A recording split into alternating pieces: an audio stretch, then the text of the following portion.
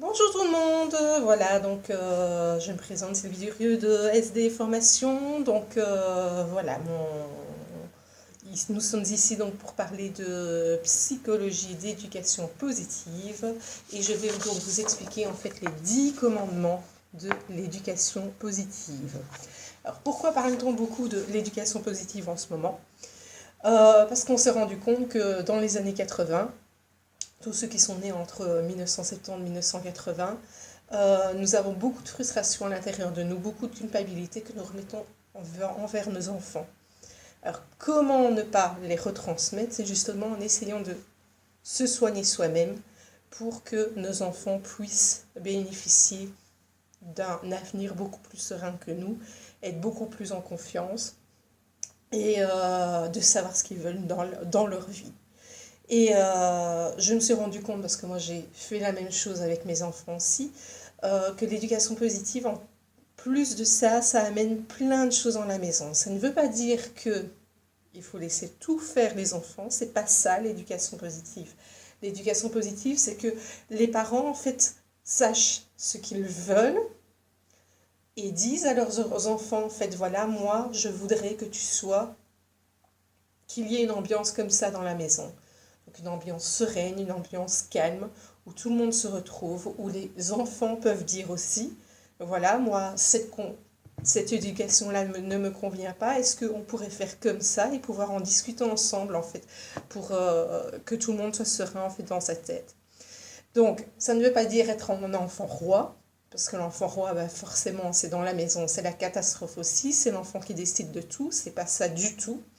Et à l'inverse, l'éducation donc plus où les parents ont toujours raison, ce n'est pas bon pour l'enfant non plus. Pourquoi? Parce qu'il y a une perte de confiance aussi au niveau de l'enfant.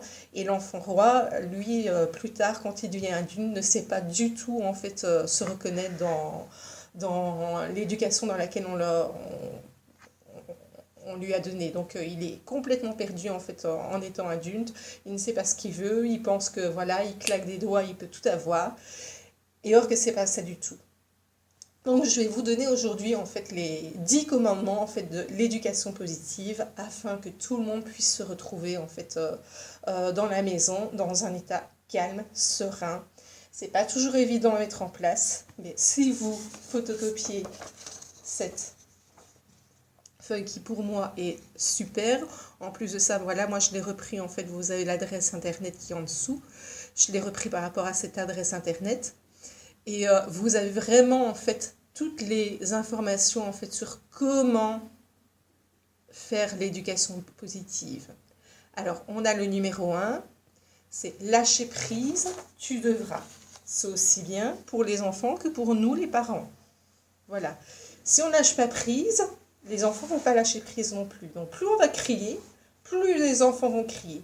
Donc vous voulez que vos enfants soient calmes, ne criez pas et dites les choses correctement. En lâchant prise, les enfants vont se calmer aussi.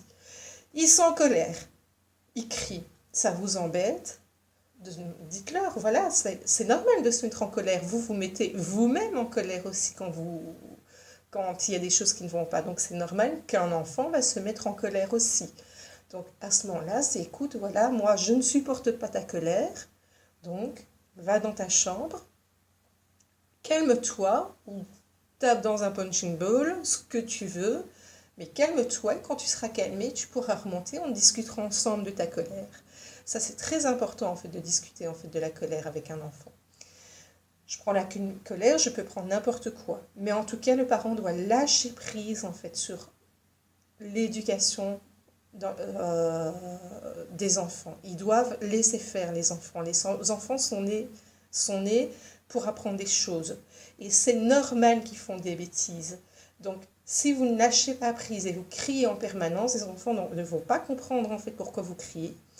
Et tandis que si vous expliquez en fait le pourquoi ils ne peuvent pas faire, vous aurez peut-être du mal quelques mois, voilà, mais au fur et à mesure en fait la pièce va tomber dans leur cerveau de tout ce que vous leur dites et l'ambiance sera beaucoup plus sereine à la maison quand vous partez faire les courses, etc. Moi, je prends l'exemple de mes enfants. Voilà, tout petits, ils sont toujours venus avec moi au restaurant. Je ne les ai jamais casés pour moi sortir faire la fête. Et j'ai toujours eu des enfants super calmes où je pouvais les emmener partout. Oui, j'ai eu mon premier qui a fait des bêtises. Bon, maintenant, il n'a pas eu une paire non plus qu'il fallait, mais ça, c'est encore autre chose. Parce que c'est vrai que pour faire l'éducation positive, il faut être à deux, sinon ça ne fonctionne pas, quoi. Donc, il y a l'éducation positive, et comme je disais, il y a l'enfant roi. Et forcément, si du côté, quand vous êtes séparés, de l'autre côté, on donne l'éducation de l'enfant roi, forcément, l'enfant va aller là où c'est le plus facile. Pour lui, en étant enfant, en étant adulte, je le vois puisque j'ai un enfant qui est adulte, cet enfant est adulte aujourd'hui, il est complètement perdu et il ne sait pas du tout où il se trouve dans sa vie en ce moment. L'éducation positive, c'est pouvoir aussi se dire, c'est qu'est-ce que tu veux dans ta vie, c'est pouvoir remettre l'enfant en question et nous lâcher prise sur ses études, sur le fait que, voilà, il est nul en maths. Si vous voyez qu'en français, il fait du 90%, voilà, il est nul en maths, c'est qu'il n'a rien à faire avec un métier de maths plus tard. Donc, laissez-le faire dans les cours dans un cours de littérature, mais laissez-le vivre sa vie, en fait. On ne peut pas être bon partout. Je pense que vous non plus, vous ne l'étiez pas non plus quand vous étiez enfant. Donc ne remettez pas ce que vous étiez en étant enfant, ce que vous n'étiez pas quand vous étiez enfant, ne le remettez pas sur vos enfants à vous. Ça, c'est très important. Et c'est là qu'il faut lâcher prise. Alors, le point numéro 2. Les principes, tu aboliras. Les principes, c'est justement ça. C'est de se dire, en tant que parent, moi, je veux un enfant comme ça. Pourquoi? Parce que mes parents m'ont dit que je devais être comme ça. Est-ce que vous êtes devenus comme vos parents vous ont dit? Moi, en tout cas, non. Toutes les personnes avec lesquelles je travaille, non. Voilà. Donc, pourquoi est-ce que vous attendez ça de vos enfants? Je pense que c'est une question à laquelle il faut que vous vous posiez. Donc, les principes, tu aboliras. Je pense qu'il faut en discuter avec vos enfants pour voir si vos principes à vous correspondent à leurs principes à eux. Si ça ne correspond pas, mettez-vous d'accord. Pourquoi pas l'écrire? Mettre un tableau dans leur chambre. Voilà, moi, je voudrais être comme ça, je voudrais être comme ça, je voudrais être comme ça. Et quand il y a un point où voilà, ça ne va vraiment pas, parce que voilà, une crise de colère, parce que voilà, il a voulu manger du chocolat à 10h le matin que vous ne vouliez pas, voilà, écoute, voilà ce que tu avais dit. On avait dit que par principe, nous, on voulait manger 4 repas par jour et de telle heure à telle heure, à telle heure et à telle heure. Est-ce qu'il est cette heure-là? Non. On l'a noté sur le tableau, vous l'avez vu, et donc vous ne pouvez pas en manger. Voilà, ça c'est un exemple concret. Vous pouvez prendre plein d'autres exemples en fait pour les principes de l'éducation. Alors, un point très important, donc les blessures d'enfance, tu travailleras. Donc, comme j'ai dit tout à l'heure aussi, bien souvent ce point-là, c'est le point numéro 3, c'est le point le plus important dans l'éducation qu'on donne envers nos enfants. Pourquoi? Parce que c'est ce que je vous ai dit, c'est toutes les blessures que nous avons eues dans notre enfance, que ce soit la culpabilité, la frustration, le manque de confiance, etc. Tout est à l'intérieur de nous. Et qu'est-ce qu'on va faire? C'est dès que l'on va voir que notre enfant a le même problème, on va le remettre directement sur lui. Et on va bien lui faire comprendre qu'il culpabilise pour tout, qu'il est frustré pour tout, etc., etc., etc. Donc, pour pouvoir bien faire l'éducation positive, c'est soigner vos blessures en premier. Voilà, SE Formation peut vous aider par rapport à ça. Donc, n'oubliez pas d'aller voir mon site, en fait, si vous avez besoin d'aide par rapport à ça, de soigner vos blessures afin que vos enfants ne porte pas les blessures que vous avez eues pendant l'enfance. C'est par là que tout peut commencer et que toutes vos générations futures peuvent guérir par rapport à ce que vous avez vécu. Voilà, je n'ai pas dit que vos parents avaient fait un mauvais boulot, c'est qu'à l'époque, on n'était pas au courant de tout ça. Donc, ils n'auraient pas pu, en fait, nous aider par rapport à l'éducation positive qu'on est aujourd'hui, puisque on va vers un autre monde, en fait. On est en train de changer carrément, en fait, d'air. Voilà, et on ne sait pas du tout où on va. Mais en tout cas, moi, tout ce que je sais, c'est que, point de vue de l'éducation positive, ça, les blessures, il faut absolument les soigner pour que les enfants ne les portent pas eux-mêmes et ne les transgèrent pas non plus de génération en génération. Voilà, ça c'est pour le point numéro 3. Le 4. Alors, l'exemple tu donneras. Ça aussi, je vois beaucoup de parents qui me disent « Mes enfants jouent beaucoup aux jeux de société, aux jeux informatiques, tablettes, voilà, PC, etc. » Alors, et vous faites quoi? Ils font la même chose. Donc, forcément, si vous jouez souvent à la tablette, que vous jouez souvent sur les PC, etc., ça ne sert à rien en fait de crier sur votre enfant parce qu'il joue beaucoup avec sa tablette ou bien avec ses consoles, etc. Il va vous imiter. Moi, j'adore la lecture, j'ai des enfants qui ne demandent qu'à lire. Voilà, leur papa est fort pour la tablette, oui, pour l'ordinateur, donc forcément ils aiment bien l'ordinateur aussi, la tablette, mais là, c'est autre chose, c'est regarder ce que vos enfants font avec la tablette. Moi, les miens, par exemple, comme leur père, ils l'utilisent pour apprendre des choses. Moi, à 10 ans, j'ai mon enfant de 10 ans qui a pris sa tablette pour essayer de voir comment le cerveau fonctionnait. Voilà, donc pourquoi pas une tablette? Ça peut leur apprendre des choses. C'est pas parce qu'ils ont la tablette en main qu'ils vont jouer du soir au matin. Ils peuvent jouer et en même temps apprendre des choses. J'ai mon petit garçon de 6 ans qui lui utilise sa tablette, qui apprend des chansons et par la suite il invente ses chansons lui-même, quoi. Pourquoi pas la tablette? Pourquoi pas? Donc ça, c'est à voir et à discuter avec eux. C'est comment tu utilises ta tablette. Est-ce que moi, je ne l'utilise pas? Et là, à ce moment-là, vous lui donnez l'exemple de « je vais faire autre chose pour montrer à mon enfant qu'il existe d'autres choses à faire ». Voilà, ça c'est pour l'exemple numéro 4, pour l'exemple tu donneras. 5, de culpabiliser, tu arrêteras. Voilà. Alors là aussi, pareil. On dit quelque chose à son enfant, et puis après l'avoir dit, on va culpabiliser de lui avoir dit. Pourquoi? Vous l'avez dit, vous l'avez dit. C'est tout. Parlez-en avec si c'est quelque chose qui ne va pas. Voilà, j'ai une mère aussi qui est venue une fois en me disant, voilà, j'ai frappé sur mon enfant, voilà, maintenant je le regrette. Parlez-en avec lui. Il va le comprendre. Voilà, je m'excuse, j'ai pas voulu te frapper. Mais c'est parti tout seul parce que tu m'avais trop énervé en fait. Et puis vous en parlez. Donc maintenant, toi, qu'est-ce que ça te fait? Est-ce que, voilà, tu peux me pardonner pour ça? Et là, à ce moment-là, l'histoire est partie. Il n'y a pas de culpabilité à l'intérieur de vous parce que un jour, vous avez frappé votre enfant, puisque vous en avez parlé ensemble. Ça, c'est pour le point numéro 5. Le point numéro 6. Te faire plaisir, tu devras. Alors, pourquoi te faire plaisir, tu devras? Parce que si on se fait plaisir, forcément, ça on va faire plaisir à nos enfants aussi. Voilà, vous ne devez pas culpabiliser non plus parce que vous allez chez le coiffeur. Vous vous êtes fait plaisir, allez chez le coiffeur. Voilà, donc pourquoi culpabiliser? Pourquoi ne pas se faire plaisir? Parce qu'en se faisant plaisir, forcément, on est beaucoup plus souriant, on est beaucoup mieux dans sa peau et notre enfant va le sentir.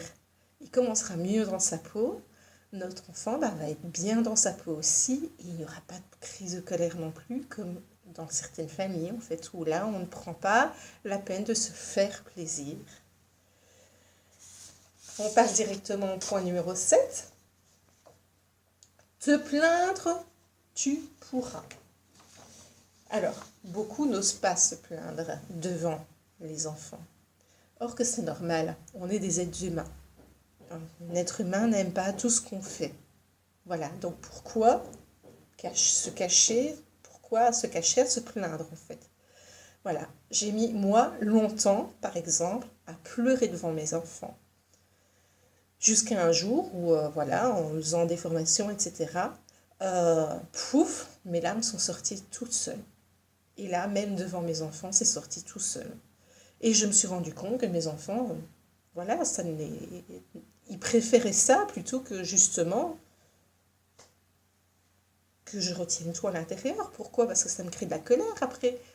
Si vous retenez tout, que vous pleurez jamais, ça vous crée de la colère à l'intérieur de vous. Et donc forcément, vous allez aussi remettre de la colère envers vos enfants. Donc, plaignez-vous. Ça fait du bien.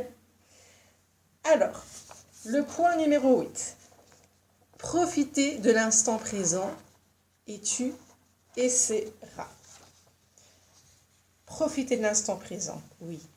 Pourquoi? Parce que là, pareil aussi, on est tellement dans un monde où tout bouge très très très vite. Et ça, c'est de la faute des personnes, c'est de la faute voilà, au système, je pense. De temps en temps, consacrez-vous un petit instant, en fait, pour vous, en premier.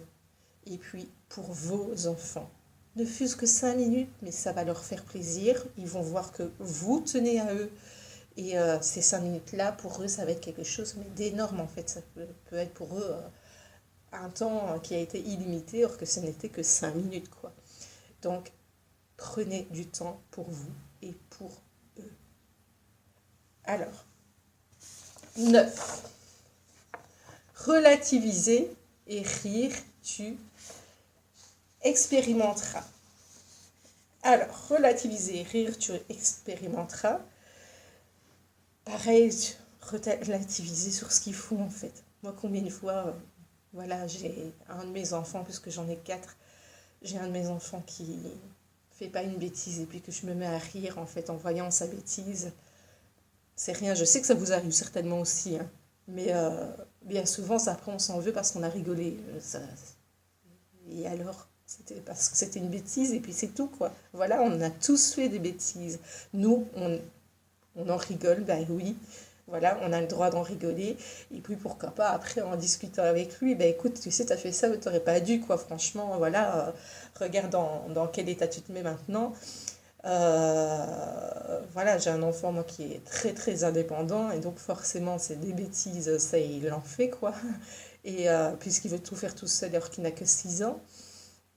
Et ben on en rigole après ensemble, quoi. Et ça fait du bien, ça fait du bien parce que les enfants voient que de toute manière, même s'ils font des bêtises, ça peut arriver à tout le monde. Même de mes bêtises à moi, je rigole, quoi. Et c'est ce que je dis aux gens que je suis, c'est n'hésitez pas en fait de rire aussi de vos bêtises à vous. Ça arrive à tout le monde, quoi. Et vos enfants en seront encore plus ravis parce qu'ils vont voir qu'il n'y a pas que les enfants qui font des bêtises, même les adultes. Donc, eux vont aussi se remettre en question en disant bah, ça va, c'est normal, en fait, je ne dois pas être parfait. Personne n'est parfait dans la vie. Et ça, c'est aussi important parce que quand on met trop de pression à l'enfant, on veut qu'il soit trop parfait et du coup, ça, là aussi, ils ne sont pas bien dans leur tête quand c'est comme ça. Donc, rigoler en fait avec eux et relativiser toutes les bêtises qu'ils peuvent faire, quoi. Et pour finir, le 10e point, mes enfants sont parfaits pour moi. Tu diras. Dites-le souvent. Dans votre tête, pas devant eux, mais dites-le souvent. Mes enfants sont parfaits pour moi. Pourquoi? Parce qu'ils montrent l'image de marque que moi j'ai sur moi. Ils vont me le montrer. Donc, tout ce que je pense de moi, c'est eux qui vont me montrer de ce que je suis. Et c'est ça qui est très frustrant quelquefois, en fait. Et c'est ça qui va nous faire crier sur nos enfants, parce qu'on voit que les bêtises qu'ils font, soit qu'on a fait les mêmes, soit c'est parce qu'ils portent la même blessure que nous avons, etc., etc. Donc, dites-le souvent, dites-le. Quand vous vous levez, mes enfants sont parfaits pour moi. Quand vous vous couchez, mes enfants sont parfaits pour moi. Et là, vous allez voir que là, l'éducation va prendre une autre proportion. Voilà. Vous voulez en savoir plus en fait sur l'éducation positive, vous pouvez en fait aller visiter mon site www.sdformation.com. Ou sinon d'autres vidéos arriveront certainement en fait pour donner un petit peu plus d'exemples. Mais et là, si c'est comme ça, abonnez-vous en fait à ma chaîne en fait qui est juste en dessous.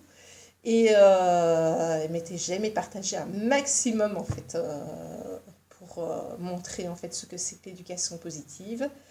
Et donc sinon vous pouvez en fait, donc cette feuille, moi je l'ai reprise de www.apprendre-à-éduquer.fr. Et vous pouvez mettre ça aussi pour vous ressouvenir en fait de ce que c'est que l'éducation positive. Voilà, donc partagez le plus possible, aimez et abonnez-vous en fait à ma chaîne pour être au courant de tout ce que je vais mettre en fait sur YouTube, point de vue de l'éducation positive ou d'autres choses. Comme je vous ai dit, je soigne aussi les blessures, donc vous serez aussi au courant de ça, quoi. Voilà, au revoir à tout le monde, à la prochaine.